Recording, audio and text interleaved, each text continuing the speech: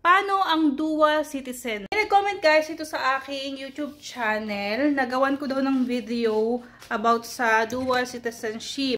I'm married to Egyptian. Of course, yung anak ko, meron siyang dual citizenship.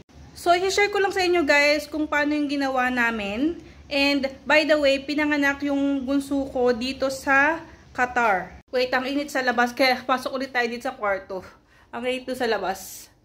First, pagkapanganak ko, syempre, kinuha muna namin yung birth certificate sa ospital. And then, pina-stamp and everything. Tapos, pagkakuha namin ng birth certificate niya, tapos na yung lahat-lahat ng process, pumunta yung asawa ko sa Egypt Embassy at pinagawa niya ng passport doon. And ganun din yung ginawa ko. Kumuha din ako ng passport ni Adham. Pero kasi guys, yung nangyari sa amin, nung nakakuha ng passport from Egypt yung anak ko, nagbakasyon kami sa Pilipinas gamit yung passport niya kasi wala pa siyang Philippine passport. Pero nag-register na ako dito sa Qatar, tapos pag uwi ko, dun ko na lang kinuha yung Philippine passport ng anak ko. And guys eto, kasi nga Muslim, 'di ba? Ang ginagamit na pangalan ng mga anak namin, ano siya, pangalan ng tatay. Wala talaga doon nakalagay yung middle name naming mga babae.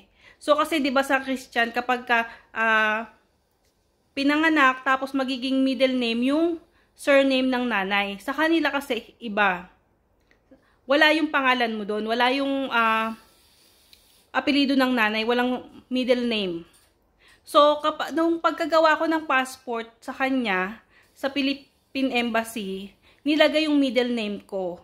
Kasi para nga do katunayan na syempre anak ko yung anak ko.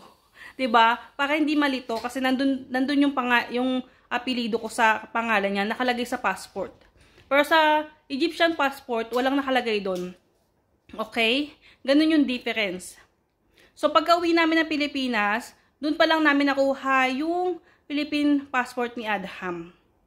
Pero merong ang tawag doon, yung parang may letter from sa asawa ko na nagsasabi na parang pinapayagan niya kang umuwi kami ng anak ko, kasama yung anak ko, ganun. Kasi nga wala pa siyang Philippine passport, Egyptian passport pa lang. So ayun, pagka uwi ko ng Pilipinas, doon pa lang namin nakuha yung passport niya. Tapos pagbalik namin dito sa Qatar, yung Philippine passport yung ginamit ko.